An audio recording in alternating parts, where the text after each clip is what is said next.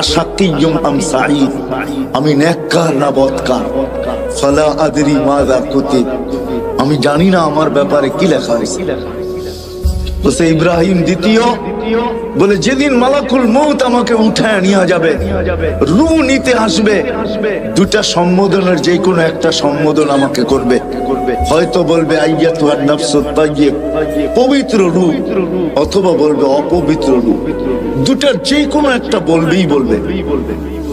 আগে বলবে ইলা রহিম ওয়া রাইহান, চলো শান্তিময় জগতের দিকে। অথবা আগে বলবে চলো তুমি কষ্ট আর কি দেখছো, চলো ওই কষ্টময় জগতের দিকে। তৃতীয় হয়তো বলবে চলো এরকম প্রভুর কাছে যে তোমার উপরে রাগান্বিত নয়। অথবা বলবে চলো এরকম প্রভুর কাছে যে তোমাকে দেখতে চায় না। বলে ফালা আদরি মাযা ইউখাতিব, আমি জানি না আমাকে কি বলে সম্বোধন করা হবে। বলছে ইব্রাহিম তৃতীয়, বলে কবরে যাওয়ার পরে কেউ প্রশ্ন উত্তরের জবাব দিতে পারবে, কেউ পারবে না। যেমন বোবা মানুষগুলা কথা বুঝাইতে না পারলে হা হা করতে থাকে, যে জবাব না দিতে পারবে সেও হা হা করতে থাকবে। হা হা লা আদরি, আফসোস আমি জানি না। ইব্রাহিম আদম বলতেছে জানি না আমি জবাব দিতে পারবো কি পারবো না। এটা তৃতীয় ভাবনা, তৃতীয় চিন্তা। বলছে চতুর্থ, বলে কিয়ামতের দিন দুই দল করা হবে। ওয়া আম্মা মান উতিয়া কিতাবাহু বিয়ামিনি ওয়া আম্মা মান উতিয়া কিতাবাহু বিশিমালি। আসহাবুল ইয়ামিন আসহাবুশ শিমাল, ফারিকুন ফিল জান্নাতি ওয়া ফারিকুন ফিস সাঈর। এক দল জান্নাতে, এক দল জাহান্নামে। আমি জানি না বি আইয়িল ফারিকাইন, আমি কোন দলের অন্তর্ভুক্ত আমি জানি না। যখন এই চার ভাবনা আমাকে পাগল বানায় দিছে, তো বসরার সমস্ত মানুষ চিৎকার দিয়া বলতেছে ইব্রাহিম শুধু তোমাকে পাগল বানায় নাই, আজকের থেকে তো তোমার কথা শুনে আমরাও পাগল, আমরাও পাগল, আমরাও পাগল হইতে বাধ্য। বাস্তবিক শেষ জায়গায় আমি চলে আসছি। আল্লাহকে পাওয়া, এই ছোট্ট জীবনটার উদ্দেশ্যই হলো আল্লাহ পাওয়া। কি কি পাওয়া? কি পাওয়া?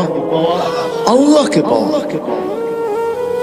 দুনিয়ার জীবনটা হয়তো কাটা যাবে, কেন আল্লাহর প্রতিশ্রুতির কারণে কাটা যাবে, অঙ্গীকারের কারণে কাটা যাবে যে মৃত্যু পর্যন্ত তোমার দায় দায়িত্ব আমার উপরে। কিন্তু একটা দিন আসতেছে, ওইখানে একটা সেকেন্ড কাটবে না আল্লাহ ছাড়া, একটা সেকেন্ডও কাটবে না। কি ছাড়া? কি ছাড়া? আল্লাহ ছাড়া। না কবরে কাটবে, না হাসরে কাটবে, না মিজানে কাটবে, না পুলসিরাতে কাটবে, না জান্নাত মিলবে। কথা কিন্তু শেষ জায়গায় চলে আসছি। আসেন, এখন প্রশ্নের জায়গায় আসছি। আসেন, আল্লাহকে পাওয়া যায় তো কিভাবে পাওয়া যায়? আল্লাহকে রাজি করা যায় তো কিভাবে করা যায়? আল্লাহ পাওয়া উদ্দেশ্য, আল্লাহকে কিভাবে পাওয়া যাবে? আল্লাহকে কিভাবে সঙ্গে নেওয়া যাবে? অথচ আল্লাহকে তো চোখে দেখা যায় না, আল্লাহকে তো বর্ণনা দিয়ে শেষ করা যায় না, আল্লাহকে তো ধ্যান ধারণায় আনা যায় না। আল্লাহ তো একটা পদের মালিক না। দুনিয়ায় সামান্য এক পদের মালিক হয়েই যদি দরা ছোড়ার বাহিরে চলে যেতে পারে, হিসাব নিকাশের বাহিরে চলে যেতে পারে, জমিনে পা নাও রাখতে পারে, তাহলে আল্লাহ তো ৯৯টা পদের মালিক। শুধু আল্লাহ আল্লাহ না, আল্লাহ তো রহমান, আল্লাহ তো রহিম, আল্লাহ তো মালিক, আল্লাহ তো কুদ্দুস, আল্লাহ তো সালাম, আল্লাহ তো মুমিন, আল্লাহ তো মুহাইমিন, আল্লাহ তো আজিজ, আল্লাহ তো জব্বার, আল্লাহ তো মুতাকাব্বির, আল্লাহ তো খালিক, আল্লাহ তো বারি, আল্লাহ তো মুসাব্বিরুল গফফারুল কাহ্হারুল ওয়াহ্হাবুর রাজ্জাকুল ফাত্তাহুল আলিমুল কাবিদুল বাসিতুল খাফিদুর রাফিউল মুইজ্জুল মুযিল্লুস সামিউল বাসীরুল হাকামুল আদলুল লতীফুল খবীরুল হালিমুল আযীমুল গফুরুশ শাকুরুল আলিকুল কবীরুল হাফিজুল মুকিতুল হাসিবুল জলিলুল করিমুর রকিবুল মুজিবুল ওয়াসি الحكيم الودود المجيد الباعث الشهيد الحق الوكيل القوي المتين الولي الحميد الموصي المبدي المعين المحيي المميت الحي القيوم الواجد الماجد الواحد الأحد الصمد القادر المقتدر المقدم المؤخر الأول والآخر الظاهر والباطن الوالي المتوالي البر التواب المنتقم العفو الرؤوف مالك الملك ذا الجلال والإكرام المقسط والجامع والغني والمغني المانع الدار النافع النور الهادي البديع والباقي الوارث والرشيد الصبور جل جلاله আল্লাহ তো 99টা পদের মালিক। এই জন্য আল্লাহ আমাদের জন্য সহজ করছেন যে আমাকে পাইতে যদি চাও মনে প্রাণে, আর আল্লাহ এটাও ওয়াদা করতেছেন ওয়াজাদতানি উতলুবনি তাজিদনি, আল্লাহ বলে আমাকে যদি পাইতে চাও, যেমন দুনিয়ায় মানুষ হাজারো জিনিস চায়, কিন্তু চায় পায় তো কয়টা পায় বলেন? যা চাইছি সবকিছু পেয়ে গেছি? কতটুক পাইছি কতটুক পাই নাই? হ্যাঁ, না পাওয়ার সংখ্যাই কত বেশি, অবর্ণনীয় বেশি, ঠিক না? পাওয়ার সংখ্যাটা বড়ই নগণ্য, ঠিক না? কিন্তু আল্লাহ বলতেছে শোন, উতলুবনি তাজিদনি, তুই আমাকে মন দিয়া পাওয়ার ইচ্ছা করে দেখ, তোর পাইতে হবে না, আমি আল্লাহ তোকে পাওয়ায়, আমি নিজে তোর হাতে ধরা দিয়া দিব, তোকে আমার বন্ধু বানায় নিব। আল্লাহকে চাইলে কিন্তু পাওয়া যায়, কিন্তু প্রশ্ন আমি তুলে দিছি, চোখে দেখা যায় না, ধ্যান ধারণা আনা যায় না, বর্ণনা দিয়ে শেষ করা যায় না। পাবো তো আল্লাহকে কিভাবে পাবো? যদি আমার এই ছোট্ট জীবনটার উদ্দেশ্য শুধুমাত্র আল্লাহকে পাওয়া, নারীর জীবনের উদ্দেশ্য আল্লাহ পাওয়া, পুরুষের জীবনের উদ্দেশ্য আল্লাহ পাওয়া, যুবকের জীবনের উদ্দেশ্য আল্লাহ পাওয়া, হাটওয়ালার জীবনের উদ্দেশ্য আল্লাহ পাওয়া, বাজারওয়ালার জীবনের উদ্দেশ্য আল্লাহ পাওয়া, মেইলওয়ালার জীবনের উদ্দেশ্য আল্লাহ পাওয়া, ফ্যাক্টরিওয়ালার জীবনের উদ্দেশ্য আল্লাহ পাওয়া, অফিসওয়ালার জীবনের উদ্দেশ্য আল্লাহ পাওয়া, আদালতওয়ালার জীবনের উদ্দেশ্য আল্লাহ পাওয়া, ঘরওয়ালার জীবনের উদ্দেশ্য আল্লাহ পাওয়া, বাড়িওয়ালার জীবনের উদ্দেশ্য আল্লাহ পাওয়া, রোডওয়ালার জীবনের উদ্দেশ্য আল্লাহ পাওয়া, ঘাটওয়ালার জীবনের উদ্দেশ্য আল্লাহ পাওয়া। যেইখানে মানুষ রূপে পা দিল তার জীবনের উদ্দেশ্য হলো আল্লাহ পাওয়া। আল্লাহ বলে আমাকে পাবে তো পাবে কিভাবে? তা আল্লাহ সহজ করছেন। আল্লাহ বলে আমাকে যদি পাইতে চাও আর আমাকে পাওয়ার জন্য যদি তুমি চেষ্টা কদম বাড়াইতে চাও, তাইলে শোনো, আমাকে পাবে। কোথায় পাবে? বলছে আমার বন্ধুর গোলামির ভিতরে আমাকে পাবে। আমার বন্ধুর গোলাম হয়ে যাও, মুহাম্মদুর রাসূলুল্লাহর গোলাম হও, মুহাম্মদুর রাসূলুল্লাহর আদর্শকে আদর্শ বানাও, ক্যারিয়ারকে ক্যারিয়ার বানাও, লাইফ স্টাইলকে লাইফ স্টাইল বানাও। মুহাম্মদুর রাসূলুল্লাহ সাল্লাল্লাহু আলাইহি ওয়াসাল্লামের জীবনকে তুমি তোমার জীবনীকে তোমার জীবন বানাও।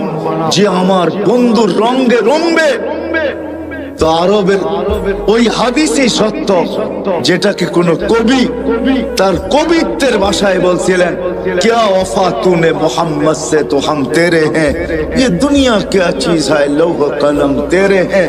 আল্লাহ বলতে চাইতেছেন আমার বন্ধুর গোলাম হয়ে দেখ, আমি তোর হয়ে যাব। এই মাটির দুনিয়ার কি জিনিস, সমগ্র জগৎ তোর হাতে উঠায়া দিয়া দেব। এটারই প্রমাণ সাহাবায়ে কেরাম দিছেন যে দেখো, তোমরা যান্ত্রিক জিনিসকে হ্যাক করো, মেশিন দিয়া মেশিন হ্যাক করো, আল্লাহ আমাদের হাতে সব উঠায় দিছেন। আমরা ইশারা করতে দেরি, সূর্য হ্যাক হইতে দেরি হয় না। কি দিয়ে হ্যাক করছেন? হ্যাঁ, সূর্য মনে হয় সামিয়ানার উপরেই, ঠিক না? কত দূরে? কত? আরে বলেন না, 9,30,00,000 মাইল দূরের সূর্যকে ইশারা দিয়া কি করতেছে? মনে হয় সূর্য হাঁটে, ঠিক না? গতি কত পার ঘন্টায় জানেন? 6 লক্ষ কিলোমিটার পার ঘন্টায় তার গতি। আলী রাদিয়াল্লাহু তাআলা আনহু থামায়া দিছে, থাম, আসর পড়ি না, জাগারটা জাগায় এক। দুনিয়ার কত বড় হ্যাকার, সাহাবায়ে কেরাম সবচেয়ে বড় হ্যাকার ছিলেন। আপনারা তো মেশিন দিয়ে হ্যাক করে, যুবকরা ওনারা ইশারা দিয়ে হ্যাক করে। কি দিয়া? আল্লাহর কথা সত্য। যদি বুঝে আইসা থাকে, কালকে ইনশাআল্লাহ সময় আগে বাড়াবো, লম্বা সময় দিব, 12:30 পর্যন্ত তো ইনশাআল্লাহ দিবই, যদি বেঁচে থাকি আর কি। আর যদি আপনাদের মনে লেগা থাকে, বিদায় আজকে এইখানেই পরিসমাপ্তি ঘটাইতে চাই এই ওয়াদার উপরে যে আসেন নবীর আদর্শ শিখি, নবীর জিন্দেগি শিখি। যদি আল্লাহকে পাইতে চাই, আল্লাহ পাওয়া ছাড়া দুনিয়া হয়তো চলে যাবে ওয়াদার উপরে, কিন্তু আখিরাতের এক মুহূর্ত চলবে না, না, না, না। আখিরাত চিরঞ্জীব, চিরদিন। দুনিয়া ক্ষণস্থায়ী, আখিরাত চিরস্থায়ী। এই জন্য সবার কাছে দরখাস্ত, নবীর আদর্শ শিখবো তো? হ্যাঁ, পাক্কা ওয়াদা? বিলকুল। হ্যাঁ, নামের শেষ কথাটা বলে শেষ করতেছি। বাংলাদেশের মানুষের বাঁচার কোনো রাস্তা নাই। দুনিয়ার অন্য দেশের মানুষ বেঁচে যাবে। শোনেন, যেমন আমি বইলা বেড়াই বাংলাদেশ নড়ে চড়ে পড়ে না, এটা যেমন সত্য। বাংলাদেশে শতবার ভূমিকম্প আসছে, বিপর্যয় হয় নাই। আর আমার বিশ্বাস কোনোদিন হবেও না, এটা আমার বিশ্বাস, ভিতরের বিশ্বাস। কেননা বাংলাদেশের যে পরিবেশ সারা দুনিয়ার সাথে আমি মিলাইয়া দেখছি। মক্কা মদিনা ভিন্ন কথা, ওটা নিয়ে তুলনা চলে না, আলোচনা চলে না। বাকি দুনিয়ার কোন দেশে এরকম পরিবেশ আমি পাই না। এই পরিবেশের কারণে আমার বিশ্বাস বাংলাদেশে কোনোদিন বিপর্যয় ঘটবে না। তদ্রুপ আমার এটাও বিশ্বাস বাংলাদেশের মানুষ বাঁচতে পারবে না, দুনিয়ার মানুষ যদিও বেঁচে যাবে। কেননা বাংলাদেশের মতো নবীর শিক্ষা, আদর্শ শিখার সুবর্ণ সুযোগ, এরকম পরিবেশ দুনিয়ার কোথাও নাই। বাংলাদেশের গলি গলি মাদ্রাসা, গলি গলি হেফজোখানা, গলির এই মাথায় ওই মাথায় মসজিদ। বাংলাদেশে কদমে কদমে হক্কানি আলেম, বাংলাদেশের কদমে কদমে আল্লাহ ওয়ালা, যাদের কাছে নবীর আদর্শ রয়ে গেছে, নবীর জীবন রয়ে গেছে, আমাদের জন্য সহজ করছেন, লম্বা করতে হবে না।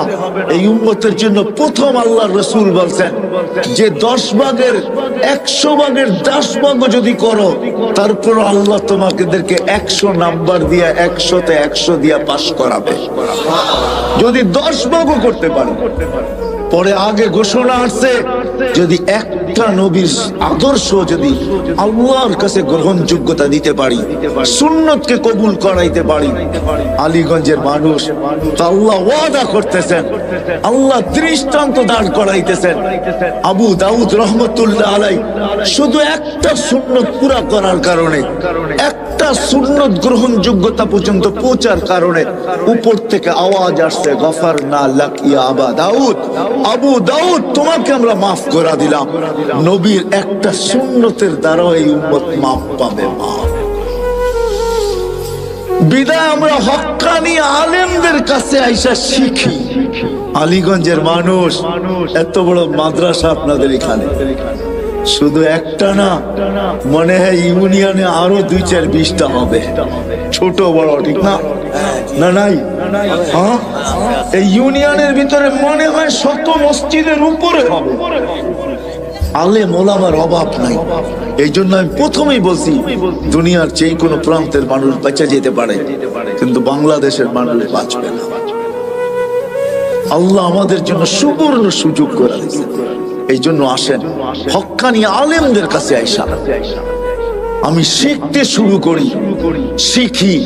একটাও যদি গ্রহণযোগ্য পৌঁছাইতে পারি, তাহলে আমি আপনাদেরকে গ্যারান্টি দিতে পারি, এক সুন্নত আপনাকে জান্নাতে নিয়ে যাবে। নবীর এক আদর্শ আপনাকে আমাকে আল্লাহ পাওয়ায় দিবে। আল্লাহ আসবো তো আলেমদের কাছে, শিখবো তো, পাক্কা ওয়াদা? আল্লাহ আমাদেরকে আমল করার তৌফিক দান করেন। ওমা আলাইনা ইল্লাল বালাগ।